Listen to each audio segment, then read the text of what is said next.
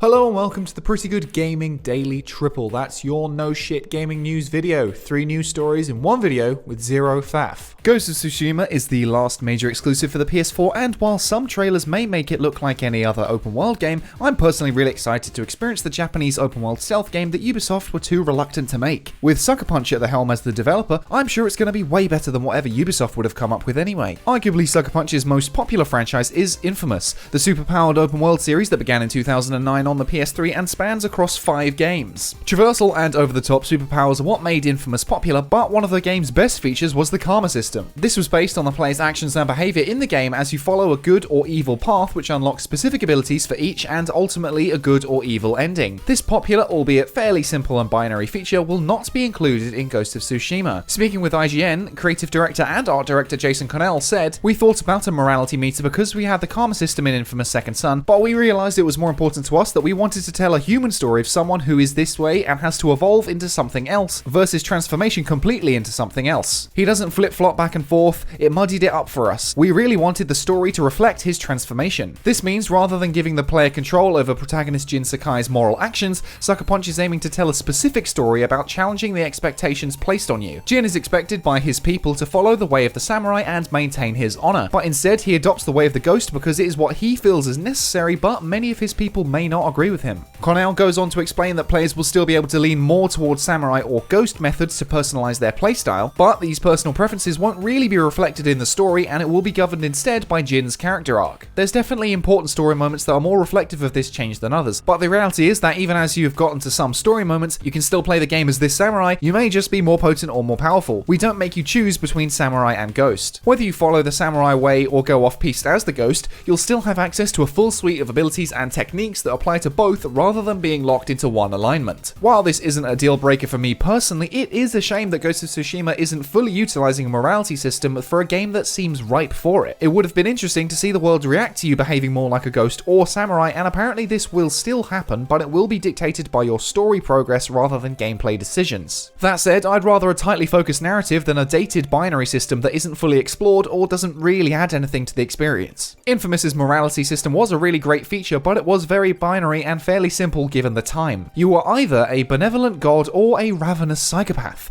What if I'm not quite Hitler, but I'm not really feeling Mother Teresa either? Well, that's actually basically how social media works, so I guess it's pretty accurate to how the world thinks about things these days.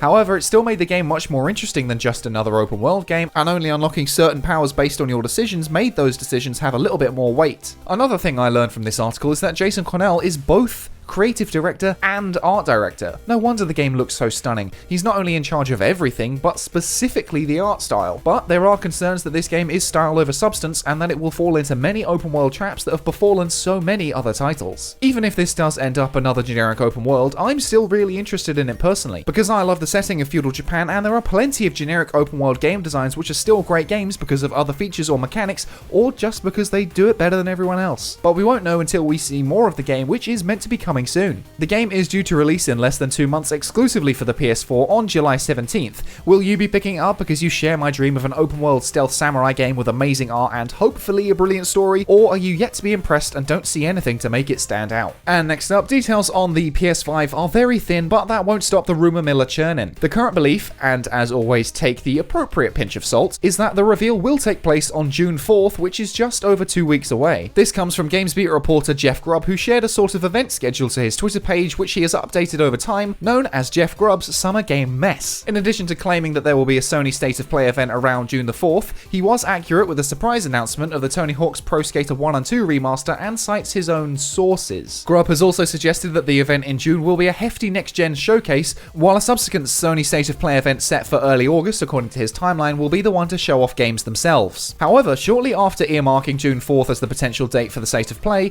he changed it to just PlayStation event, and then changed the date to the more ambiguous early June, so who knows really what the heck is going on. Grubb explained on GamesBeat that the event is more nebulous now and keeps moving around, though the early June window is still Sony's target. This early June event may be lighter on games than expected, as many publishers are doing their own thing, but it is still believed to be a significant event, though it's unconfirmed whether the console itself will actually be shown. The August State of Play event is still believed to be focused on games and will feature both current and next-gen titles. Sony is clearly focused on finishing this generation off with a bang using The Last of Us Part 2 and Ghost of Tsushima, which are both tracking very well despite various controversies. I'm not sure how much Sony will realistically lose by waiting to reveal the console itself, because as soon as they show it and open pre-orders, people will snap it up. However, Xbox is currently winning the race to next generation by most metrics apart from the SSD department. While Sony's plans are in flux, Microsoft's are seemingly going ahead as scheduled. Microsoft is expected to hold an event around the 9th or 10th of June to expand on the Xbox Series X console itself, while the July showcase will focus on first-party titles like Halo. Nintendo still has no plans to unveil anything or make any sort of announcement during E3's absence, but personally I'm with Grubb. Nintendo is a total wildcard here and just will do whatever it wants. While Sony and Microsoft are constantly fighting each other, Nintendo is over in the corner playing by itself, having a whale of a time. I don't want to play with you anymore.